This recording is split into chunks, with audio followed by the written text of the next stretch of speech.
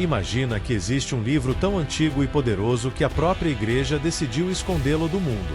Você já se perguntou o que há de tão perigoso nessas páginas que poderia mudar tudo o que acreditamos?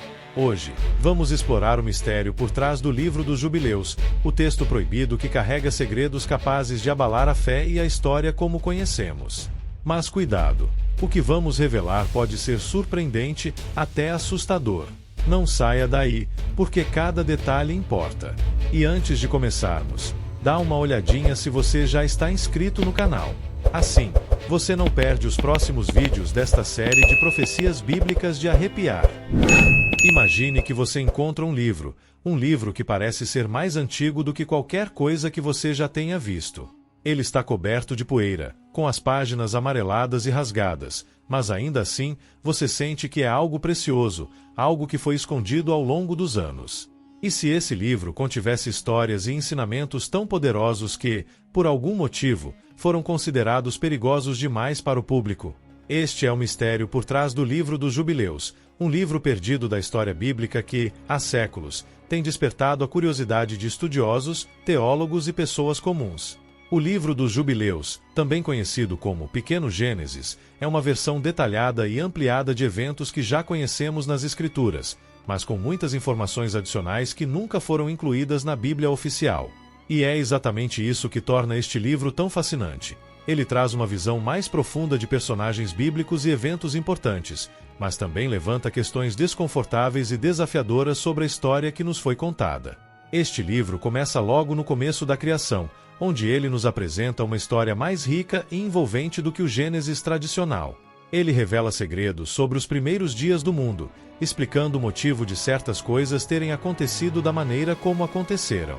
De acordo com o livro dos Jubileus, os eventos de Gênesis não são apenas narrativas simbólicas, mas sim acontecimentos muito reais e detalhados. E mais, esse livro também se aprofunda em temas como a transgressão e as consequências do pecado, de uma maneira que nunca vimos antes. Agora, pense por um momento.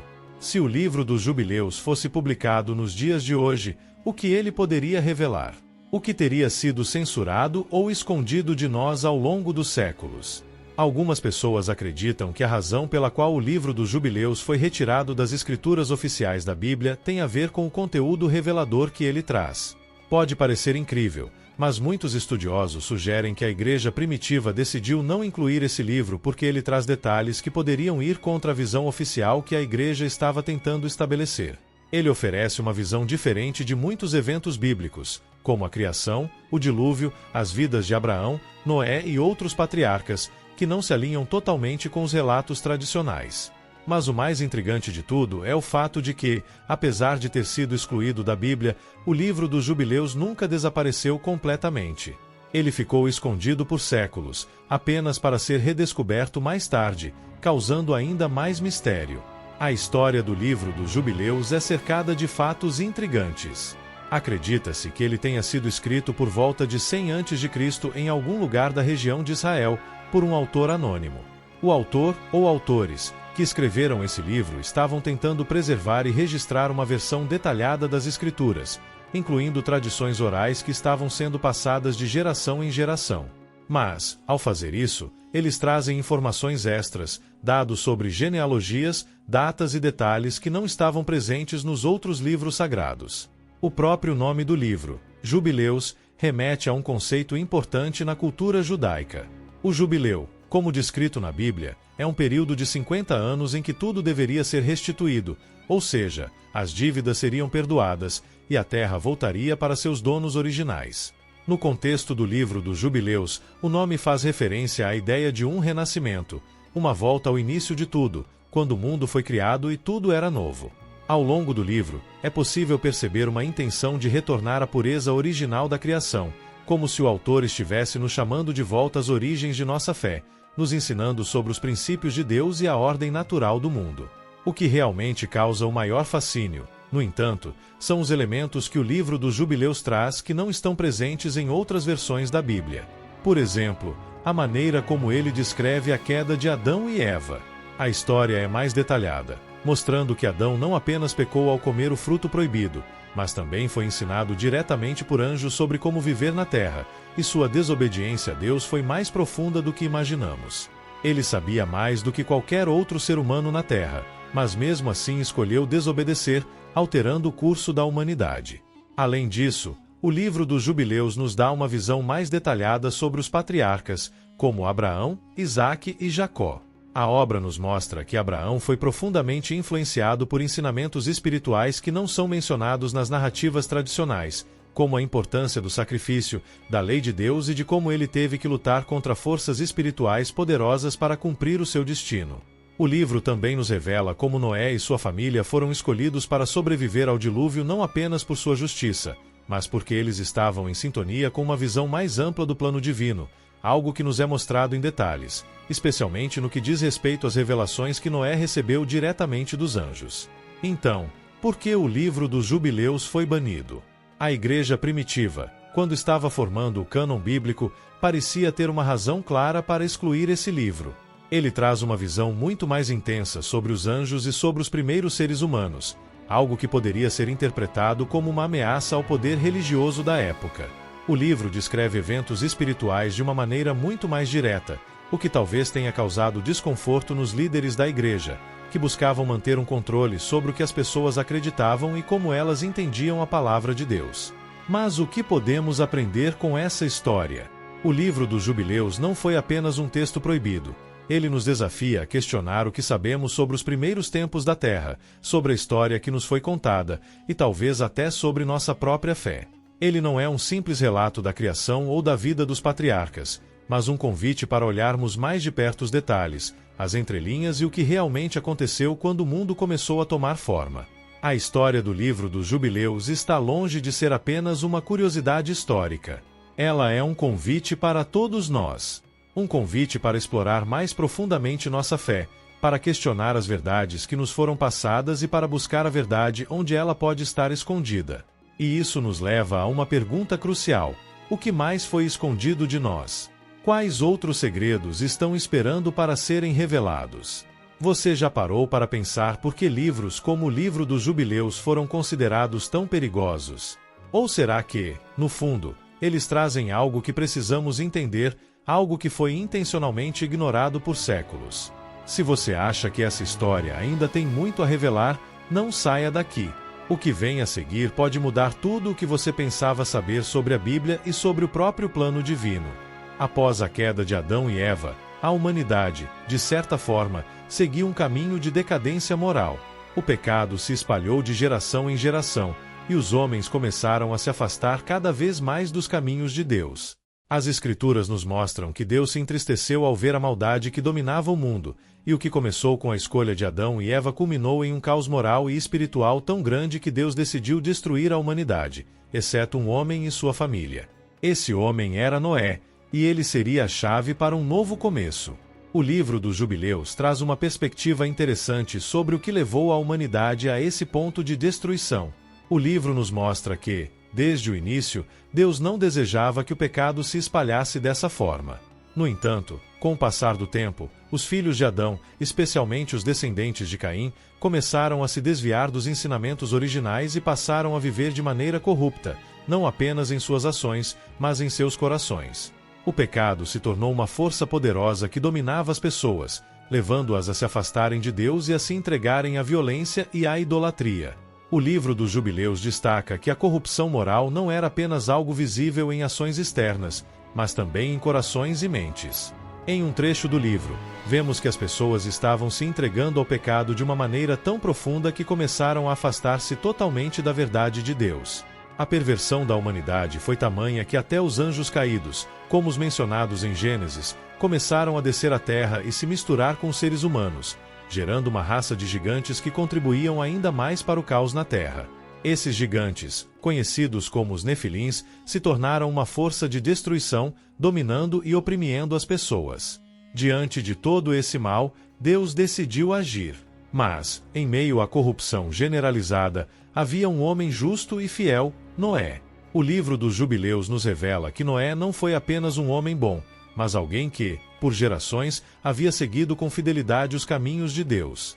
Ele e sua família eram a única linhagem pura que ainda preservava a verdadeira adoração a Deus. Noé foi escolhido não porque fosse perfeito, mas porque, entre todas as pessoas da terra, ele foi o único que ainda buscava a justiça de Deus e tentava, de todas as formas, resistir à decadência do mundo ao seu redor. Noé, então, recebeu uma ordem divina para construir uma arca, um imenso barco que serviria como refúgio para ele, sua família e para os animais que deveriam ser preservados. No entanto, o livro dos Jubileus detalha mais sobre esse processo do que a narrativa do Gênesis. A construção da arca não foi uma tarefa simples, e Noé enfrentou grandes dificuldades. Ele não apenas teve que construir uma estrutura imensa, mas também teve que resistir à zombaria e escárnio dos outros, que não acreditavam na possibilidade de um dilúvio. Para o povo daquela época, a ideia de uma chuva tão forte que cobriria toda a terra parecia absurda. No entanto, Noé se manteve firme, confiando plenamente em Deus. Ele foi fiel ao chamado, mesmo sem entender totalmente o que estava por vir. O livro dos Jubileus destaca que Noé, além de ser um homem de fé, era também um pregador da justiça. Ele não apenas obedeceu a Deus, mas também procurou alertar as pessoas ao seu redor sobre a destruição iminente. Ele pregava, mas ninguém o ouvia. Seu exemplo de fé e perseverança tornou-se uma mensagem que ecoa até hoje. Mesmo em tempos de grande incredulidade e maldade, uma pessoa pode fazer a diferença se permanecer fiel a Deus. Quando a arca foi finalmente concluída, o juízo de Deus começou. O livro dos Jubileus enfatiza que, antes de fechar a porta da arca, Deus deu mais uma oportunidade de arrependimento para a humanidade. Ele ainda estendeu sua misericórdia, permitindo que as pessoas se arrependessem, mas ninguém respondeu ao chamado. E assim, a porta da arca foi fechada e os rios começaram a subir. A inundação, que no Gênesis é descrita de maneira direta, é detalhada no livro dos Jubileus com uma ênfase no caráter de Deus como juiz justo, mas também como um Deus de misericórdia. A água que cobriu toda a terra não foi apenas um castigo, mas também uma forma de purificação. Era a oportunidade de Deus começar de novo, purificando a terra do mal que havia se espalhado. O dilúvio representou o juízo de Deus, mas também foi uma expressão da sua paciência e misericórdia. Ele estava dando à humanidade um novo começo, uma chance de recomeçar. Noé e sua família sobreviveram ao dilúvio, sendo a única linhagem que restou para repovoar a terra. A promessa de Deus a Noé, de nunca mais destruir a terra com um dilúvio, foi uma aliança selada com um sinal, o arco-íris. No livro dos Jubileus, esse momento é descrito com mais detalhes, revelando o amor de Deus por Noé e sua fidelidade, além da importância de preservar o conhecimento de Deus e suas leis, que Noé deveria transmitir a seus filhos. A aliança com Noé representou uma nova fase na história humana. Deus não apenas poupou a humanidade do juízo, mas também fez uma promessa: ele nunca mais destruiria a terra com um dilúvio. Essa aliança foi um sinal do compromisso de Deus com a humanidade, e um lembrete de que, mesmo diante da falha humana, ele estava disposto a restaurar e oferecer novas oportunidades de vida. A partir desse momento, a história da humanidade continuaria, mas com uma nova perspectiva. A morte e a destruição do dilúvio passaram a ser uma lembrança de que, embora Deus seja um juiz justo, ele também é um Deus de misericórdia e compaixão. Noé se tornou, então, não apenas o sobrevivente de um grande desastre, mas o portador da promessa de um novo começo, um recomeço para a humanidade. Mas o que aconteceu com os filhos de Noé? Como a terra foi repovoada? Como Deus estabeleceu novas leis e novas direções para o futuro da humanidade? O que podemos aprender da vida de Noé para aplicar em nossos dias? A história de Noé não termina aqui. Ela continua, com lições profundas sobre fé, obediência e, acima de tudo, a fidelidade de Deus, que promete estar conosco, mesmo em tempos de grandes dificuldades. Após o dilúvio, com Noé e sua família sendo os únicos sobreviventes, o mundo se repovoou rapidamente. As gerações seguintes de Noé se espalharam, e logo o planeta estava novamente habitado. Deus, em sua misericórdia, deu à humanidade uma nova chance de viver de acordo com seus mandamentos. No entanto, apesar de todas as oportunidades que Deus deu ao povo, algo dentro do coração humano ainda se mantinha arrogante e egoísta: o desejo de poder e de se tornar igual a Deus. Esse desejo levou a humanidade a cometer um dos maiores erros da história: a construção da Torre de Babel. O livro dos Jubileus nos traz uma perspectiva adicional sobre essa história. Nos mostra como a humanidade, ao ser repovoada, começou a se unir em uma grande civilização. E enquanto Deus os havia instruído a se espalharem e povoarem toda a terra, Gênesis 9:1, as pessoas, em vez de obedecerem, se reuniram em uma grande cidade, onde começaram a construir uma torre que chegaria até os céus. O livro detalha que essa construção não era apenas uma tentativa de construir uma grande estrutura, mas sim uma tentativa de desafiar a autoridade de Deus. As pessoas queriam mostrar que poderiam alcançar o céu por conta própria, sem depender de Deus. A construção da torre foi o reflexo de um coração orgulhoso, que queria fazer o próprio nome grande, em vez de engrandecer o nome de Deus. Em vez de espalharem-se pela terra, como Deus havia ordenado, decidiram permanecer unidos, e no fundo, essa construção representava uma busca de independência de Deus. Eles queriam alcançar os céus, como se pudessem superar a própria criação de Deus. O livro dos Jubileus revela que esse não era apenas um ato de rebeldia visível, mas também uma tentativa de adquirir poder e sabedoria de uma forma ilegítima. Não era uma simples torre, mas um símbolo do desejo humano de alcançar o status de divindade. A humanidade, ao construir a torre, acreditava que poderia controlar os céus e a terra, desafiando o próprio Deus que havia dado o comando de encher a terra e espalhar-se por ela. No entanto, Deus, que vê os corações e conhece as intenções mais profundas do ser humano, não ignorou esse ato de orgulho. Deus já havia estabelecido um plano para a humanidade, e a arrogância dos homens ameaçava colocar tudo a perder. Então, em resposta à tentativa de alcançar o céu e desafiar sua autoridade, Deus agiu de maneira soberana, mas também misericordiosa. Deus decidiu confundir a língua dos homens. Ele fez com que as pessoas não se entendessem mais. O livro dos Jubileus explica que, até aquele momento, todos falavam a mesma língua, o que permitia a comunicação fácil e a construção conjunta de grandes empreendimentos.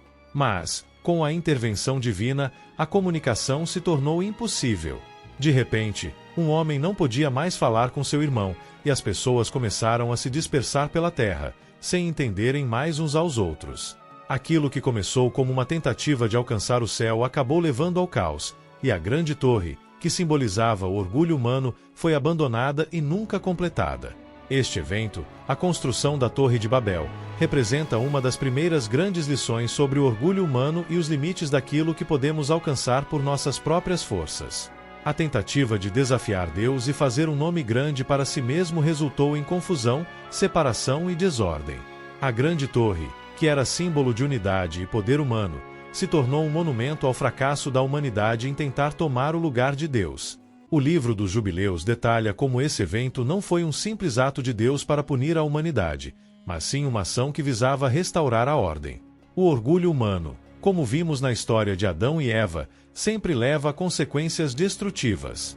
Na Torre de Babel, Deus interveio para corrigir o rumo da humanidade, mostrando que o plano dele sempre prevalecerá, mesmo quando os homens tentam fazer o contrário. Ao separar as pessoas em diferentes grupos e criar novas línguas, Deus os forçou a cumprir sua ordem original de se espalharem pela terra. A grande cidade e a torre, que foram um símbolo de rebeldia e arrogância, agora se tornaram um lugar de desolação, com os homens espalhados em várias regiões, cada um falando uma língua diferente. A Torre de Babel se tornou um lembrete eterno de que a humanidade, por mais que tente, não pode alcançar o céu sem a ajuda de Deus.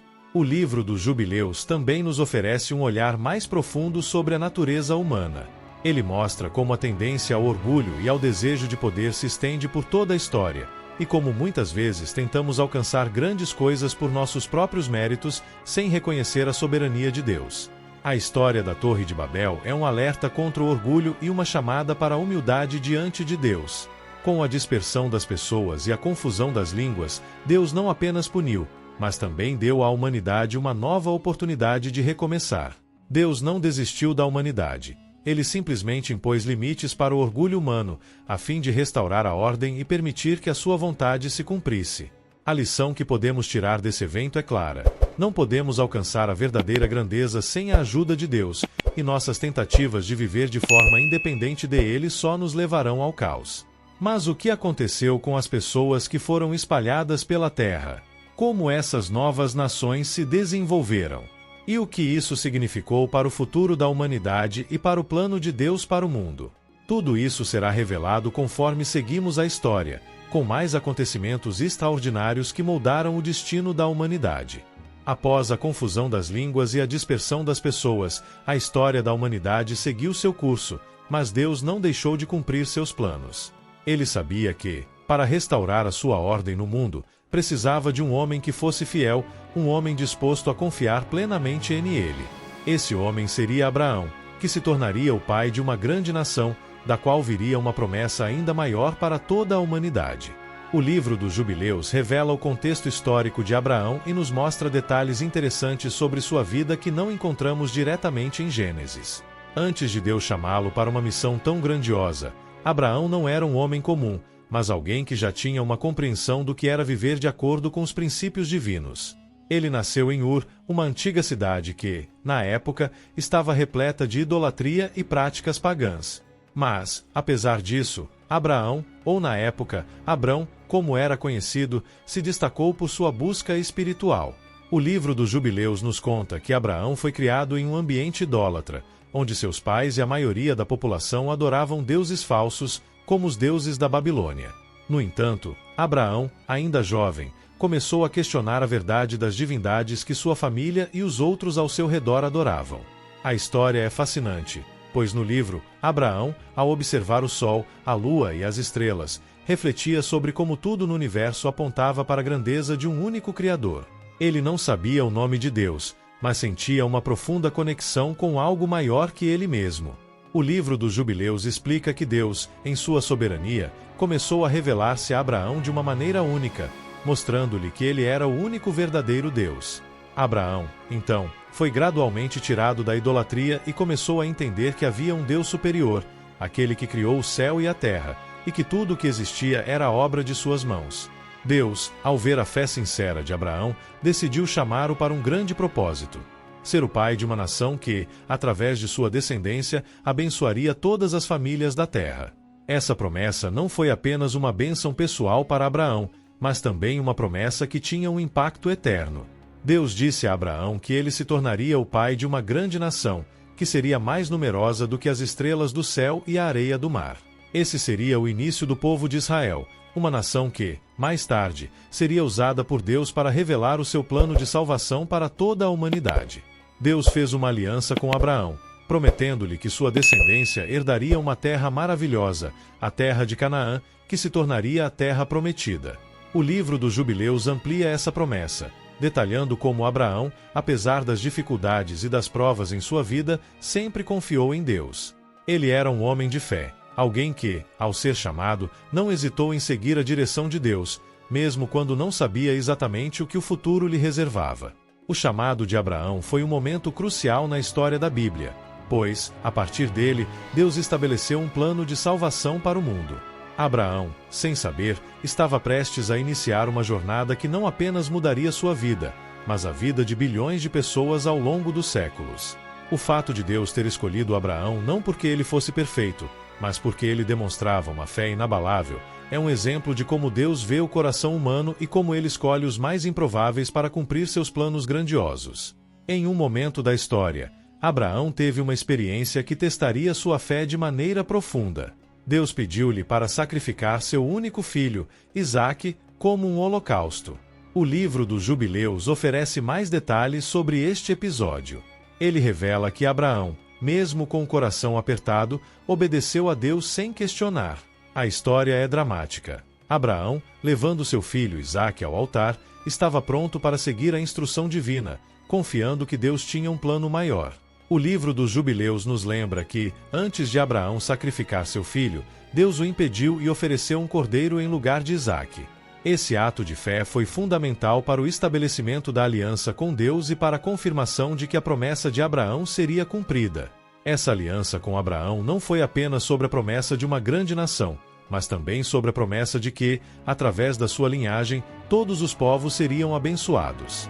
Deus mostrou a Abraão que, embora a princípio a promessa parecesse pequena, uma nação vindo de um homem e sua esposa idosa, ela teria repercussões eternas. Isso porque, como sabemos mais adiante na Bíblia, essa promessa seria cumprida plenamente em Jesus Cristo, que viria da linhagem de Abraão e traria a salvação para todos. No livro dos Jubileus, vemos como Abraão se tornou um exemplo de obediência. Mesmo sem entender o pleno alcance das promessas de Deus, ele confiou. Deus fez uma aliança inquebrável com ele e, através dessa aliança, a história de Israel começaria a tomar forma. O livro dos Jubileus também destaca que Abraão não apenas recebeu promessas de Deus, mas também foi chamado para ser uma luz para outras nações. Sua obediência foi uma demonstração da fidelidade de Deus, que nunca abandona aqueles que confiam nele. Além disso, Deus prometeu que a bênção de Abraão seria compartilhada por todas as gerações vindouras. Em um momento, ele até disse a Abraão que as bênçãos não seriam apenas para seus filhos diretos, mas para todas as nações da terra.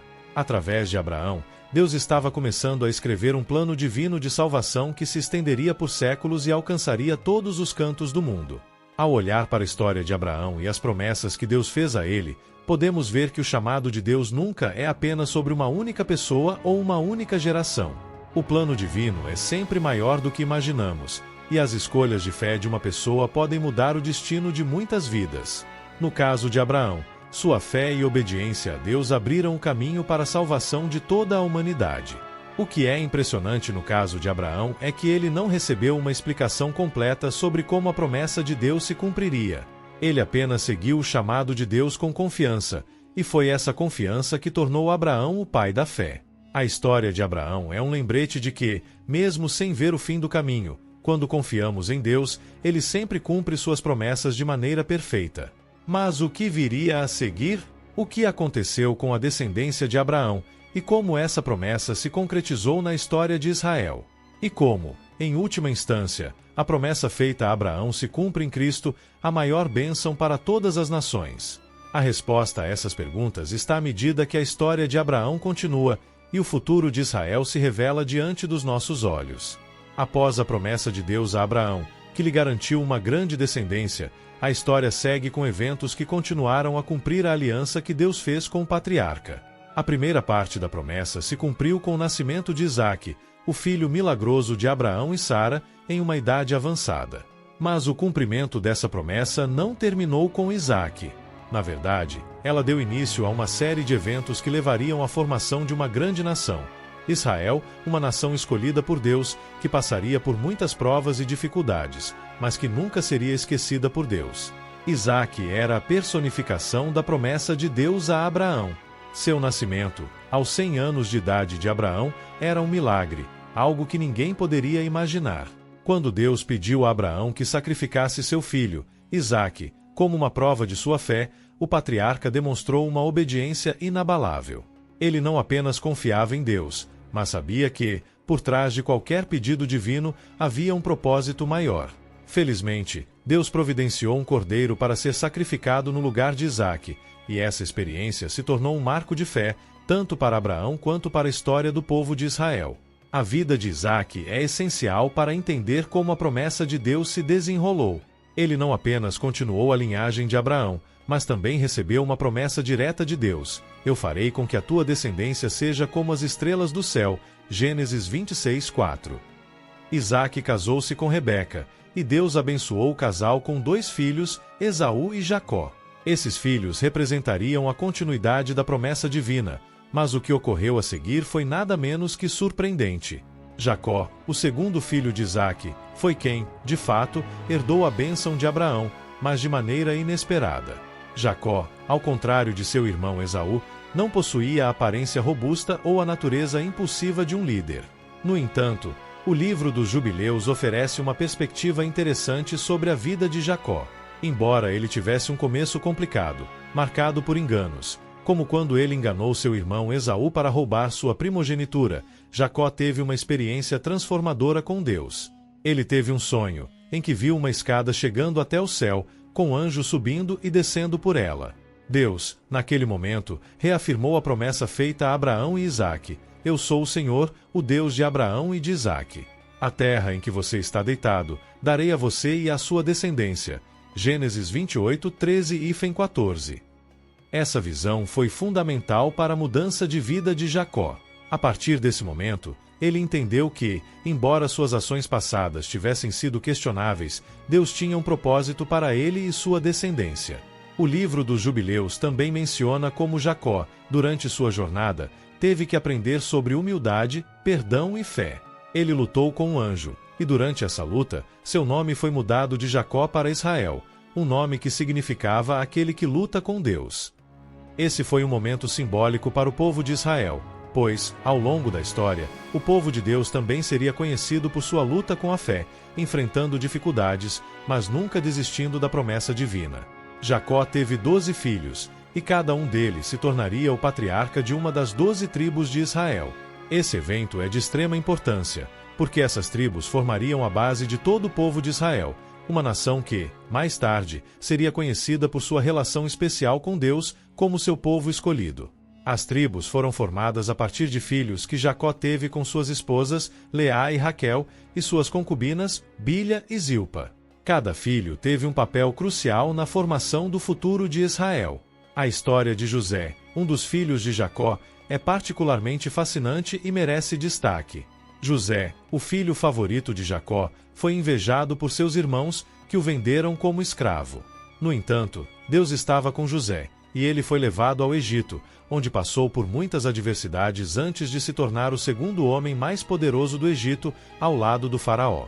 A história de José é um exemplo claro de como Deus pode transformar situações de adversidade em grandes bênçãos.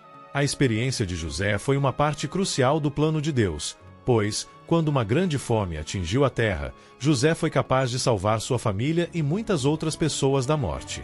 Esse ato de salvação levou os israelitas a se estabelecerem no Egito, onde mais tarde se tornariam uma grande nação. A transição para o Egito, embora inicialmente parecesse ser uma solução temporária, também introduziu um momento sombrio para o povo de Israel. O livro dos Jubileus descreve como, ao longo das gerações, os israelitas se tornaram escravizados pelos egípcios, o que geraria um clamor profundo por libertação. Esse clamor seria atendido por Deus, através de Moisés, o líder que seria chamado para tirar os israelitas da escravidão e conduzi-los de volta à terra prometida. A história de Israel, que começou com a promessa a Abraão, passando pela vida de Isaque, Jacó e seus filhos, estava prestes a passar por uma grande transformação. O período de escravidão no Egito se estendeu por mais de 400 anos, mas o propósito de Deus nunca foi esquecido. A descendência de Abraão, embora aprisionada, sempre foi observada por Deus. E, mais uma vez, como sempre acontece na história bíblica, Deus não apenas ouviu as orações do seu povo, mas se preparava para fazer algo grandioso. À medida que a história de Jacó e de suas 12 tribos segue, podemos ver a continuidade do plano de Deus para Israel, um povo que, embora tenha falhado e enfrentado dificuldades, nunca foi abandonado. O mesmo Deus que fez promessas a Abraão, a Isaque e a Jacó, era o Deus que estava com seus descendentes, e ele tinha um futuro glorioso reservado para a nação de Israel. A jornada de Israel, cheia de altos e baixos, desafios e vitórias, estava apenas começando. Mas as lições de fé, obediência e confiança em Deus que vemos em Abraão, Isaque, Jacó e seus filhos, são princípios eternos que continuam a ressoar até hoje. Deus nunca quebra suas promessas, e mesmo quando o caminho parece impossível, ele sempre cumpre o que prometeu. O povo de Israel estava vivendo no Egito, mas, ao longo dos anos, havia se tornado um povo oprimido. O que começou como uma medida de proteção, quando José e seus irmãos se estabeleceram lá por causa da fome, agora se tornará uma escravidão cruel. O faraó que governava o Egito naquela época não conhecia a história de José nem a importância do povo de Israel para o futuro. Em vez de tratar os israelitas como aliados, ele os considerava uma ameaça, e os aprisionou em um sofrimento sem fim. Os israelitas clamavam a Deus, pedindo por socorro, mas parecia que suas orações não estavam sendo ouvidas. Por mais de 400 anos, o povo de Israel viveu em amargura, trabalhando arduamente nas construções de cidades, sob o controle de um faraó implacável. A esperança parecia ter se perdido, e muitos já se perguntavam se Deus ainda se lembrava de suas promessas a Abraão, Isaque e Jacó. Entretanto, Deus nunca esquece as suas promessas. Quando o povo de Israel estava à beira do desespero, Deus levantou um homem, um homem que tinha sido escolhido desde o ventre de sua mãe, e que, apesar de sua história e falhas, estava destinado a ser o grande libertador de Israel, Moisés. A história de Moisés é fascinante e cheia de detalhes extraordinários. Ele nasceu em uma época em que o faraó ordenara que todos os meninos israelitas fossem mortos ao nascer, com o objetivo de controlar o número de hebreus no Egito. Mas a mãe de Moisés, uma mulher de grande fé, desafiou a ordem do faraó. Ela colocou Moisés em um cesto de junco e o deixou à deriva no rio Nilo, confiando que Deus o protegeria. E foi exatamente isso que aconteceu. A filha do faraó encontrou o bebê Moisés, o adotou e o criou como se fosse seu próprio filho. Moisés cresceu no palácio real, vivendo uma vida de privilégios e aprendendo as artes do Egito, mas seu coração sempre esteve com seu povo. Quando ele se tornou adulto, Moisés viu uma cena que mudaria sua vida para sempre. Um egípcio estava maltratando um israelita e Moisés, tomado pela raiva e pela justiça, matou o egípcio. Isso o fez fugir do Egito, e ele passou muitos anos na terra de Midian, cuidando de ovelhas, longe da opressão do faraó. Durante esse tempo de exílio, Moisés viveu uma vida simples, mas Deus nunca abandonou seus planos. Foi em Midian, enquanto cuidava de seu rebanho, que Moisés teve o encontro que mudaria o curso da história de Israel. Ele viu uma sarça ardente que não se consumia, algo completamente incomum e misterioso. Curioso, Moisés se aproximou da sarça, e foi nesse momento que Deus falou com ele. Deus se revelou a Moisés e lhe deu uma missão que parecia impossível. Ele, um homem que havia fugido do Egito por medo, seria agora o escolhido para retornar e enfrentar o próprio faraó. Deus disse a Moisés: "Eu vi a aflição do meu povo no Egito. Tenho ouvido os seus clamores, e sei o que estão passando. Eu os livrarei da opressão e os conduzirei para uma terra boa e espaçosa, uma terra que mana leite e mel." Êxodo 3, 7 e 8. Moisés, embora surpreso e temeroso, questionou a Deus sobre sua capacidade de cumprir essa missão. Ele não se sentia digno, não acreditava em sua própria habilidade para falar diante do faraó e temia que o povo de Israel não acreditasse nele. Mas Deus respondeu com autoridade: "Eu estarei com você." Esse foi o primeiro lembrete de que, quando Deus chama alguém para uma missão, ele não deixa essa pessoa sozinha. A promessa de Deus era clara. Ele iria agir não por causa da força de Moisés, mas pela força de sua presença. Com essa certeza, Moisés voltou ao Egito, mas o faraó não foi facilmente convencido. Ele se opôs com todas as suas forças, e foi aí que Deus começou a demonstrar seu poder através de uma série de sinais e maravilhas. Moisés e seu irmão Arão, com o poder de Deus, realizaram milagres diante do faraó para mostrar a sua autoridade divina. Mas o faraó, endurecendo seu coração, se recusava a deixar o povo de Israel ir. Foi então que Deus enviou as 10 pragas sobre o Egito, cada uma mais devastadora do que a anterior, como uma forma de julgar o faraó e o povo egípcio pela sua obstinação. As águas do Nilo se transformaram em sangue, rãs invadiram as casas, moscas e piolhos assolaram o Egito, e tempestades de granizo destruíram as colheitas. Cada praga foi um lembrete do poder de Deus e um sinal de sua misericórdia, pois ele ainda queria que o faraó se arrependesse. Mas foi a última praga, a morte dos primogênitos egípcios, que finalmente quebrou a resistência do faraó. Deus deu uma ordem específica para o povo de Israel. Cada família deveria sacrificar um cordeiro sem defeito e marcar as portas de suas casas com o sangue do cordeiro. Esse sinal seria uma marca de proteção. Quando o anjo da morte passasse, ele veria o sangue nas portas e passaria por cima, poupando os israelitas. Essa noite ficou conhecida como a Páscoa, e é até hoje comemorada pelos judeus como lembrete da libertação do Egito. Quando o faraó perdeu seu próprio filho, ele finalmente cedeu e permitiu que os israelitas partissem. No entanto, isso não significava que a jornada de Israel estava acabada. Quando o povo deixou o Egito, eles seguiram Moisés até o Mar Vermelho, mas o faraó, mais uma vez com seu coração endurecido, se arrependeu e decidiu persegui-los. Deus, porém, tinha um plano. Quando os egípcios estavam prestes a alcançar os israelitas, Deus ordenou que Moisés levantasse seu bastão e dividisse as águas do Mar Vermelho. Os israelitas atravessaram a pé enxuto, mas quando o exército egípcio tentou seguir, as águas se fecharam, destruindo os inimigos. Isso foi mais um sinal do poder absoluto de Deus, que estava guiando e protegendo seu povo. A libertação do Egito foi um evento monumental, não apenas para o povo de Israel, mas para a história do mundo. Deus havia ouvido o clamor do seu povo e demonstrado seu poder. Mas, como veremos no próximo capítulo, essa jornada não foi o fim. Foi apenas o começo de uma nova fase, onde Deus guiaria seu povo através do deserto, preparando-os para a grandeza que ele havia prometido. O que aconteceria em seguida? O que mais Deus faria para moldar seu povo? Fique atento, pois a história de Israel está longe de terminar. Após a libertação do Egito, o povo de Israel se viu diante de um novo desafio, a jornada pelo deserto. Eles estavam agora livres, mas ainda não haviam chegado à terra prometida. Uma terra onde poderiam viver em paz, cumprir as promessas de Deus e prosperar. O deserto, com suas dificuldades e incertezas, era a fase de preparação. A grandeza da terra prometida não seria acessível para um povo que não soubesse confiar completamente em Deus.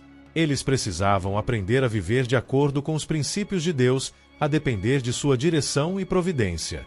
Mas o deserto não seria fácil. O povo de Israel, apesar de ser testemunha do poder divino, ainda estava muito ligado às suas antigas crenças egípcias e se rebelava frequentemente. O deserto era um lugar de provação, mas também de transformação. Deus não os havia libertado para deixá-los vagar sem rumo. Ele queria que os israelitas se tornassem um povo santo, separado para ele, e através deles trazer luz para as nações. Durante essa jornada, Moisés subiu ao Monte Sinai, onde Deus lhe deu os 10 mandamentos, uma lei divina que deveria governar a vida do povo de Israel. Deus revelou seu caráter, sua santidade e o padrão de vida que ele esperava. A aliança que ele fez com os israelitas no deserto foi uma aliança de fidelidade mútua. Deus prometeu estar com eles, mas eles também deveriam seguir sua vontade. No entanto, apesar das promessas, o povo continuava a falhar. No Monte Sinai, quando Moisés demorava para descer, o povo, impaciente e temeroso, construiu um bezerro de ouro e começou a adorá-lo como seu Deus. Esse ato de idolatria foi um grande pecado, uma quebra direta da aliança com Deus.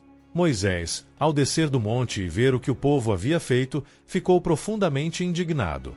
Ele quebrou as tábuas da lei em um gesto simbólico de que, assim como as pedras, a aliança estava sendo quebrada. Mas, pela misericórdia de Deus, uma nova chance foi dada ao povo. Moisés subiu novamente ao monte para receber novas tábuas da lei, e a aliança foi restaurada. Este foi o momento decisivo. O povo de Israel precisaria aprender a confiar em Deus em todas as áreas de suas vidas e depender dele para suas necessidades diárias.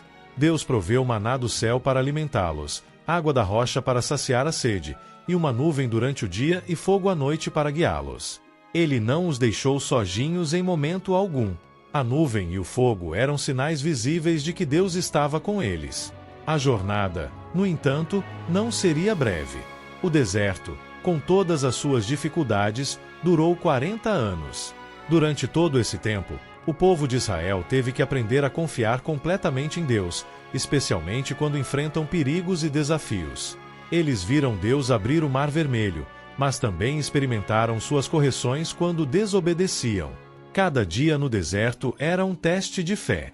Cada dia era uma oportunidade para o povo aprender o que significava ser verdadeiramente dependente de Deus. Finalmente, após 40 anos de peregrinação, a geração que havia saído do Egito morreu no deserto. Somente os filhos daquela geração e Josué, o novo líder escolhido por Deus, entraram na terra prometida. O povo de Israel havia mudado. Eles não eram mais apenas um grupo de escravos, mas uma nação com uma identidade definida e uma história de milagres e provisões divinas para contar. Deus cumpriu sua promessa de trazer o povo à terra que havia prometido a Abraão, Isaque e Jacó. A terra prometida não era apenas um território físico, mas também um símbolo de esperança e redenção. Ela representava o lugar onde o povo poderia viver livre, em comunhão com Deus e cumprir o seu plano para o mundo. Essa jornada não foi fácil, mas foi cheia de lições que ainda ecoam em nossas vidas hoje. A maneira como Deus guia seu povo, oferece segundas chances e promete nunca nos abandonar é uma história que devemos ouvir e refletir sempre. Se você se sentiu tocado por essa jornada de fé e libertação, Se você acredita que a história de Israel ainda tem muito a nos ensinar, então eu te convido a dar uma olhadinha aqui no canal. Não deixe de se inscrever e ativar o sininho, porque nós teremos uma série de conteúdos poderosos sobre as profecias bíblicas, histórias de fé e muito mais, que vão realmente mexer com o seu coração. Não perca nada! Esse é só o começo de uma jornada incrível que vamos compartilhar juntos. Fique com Deus e até o próximo vídeo.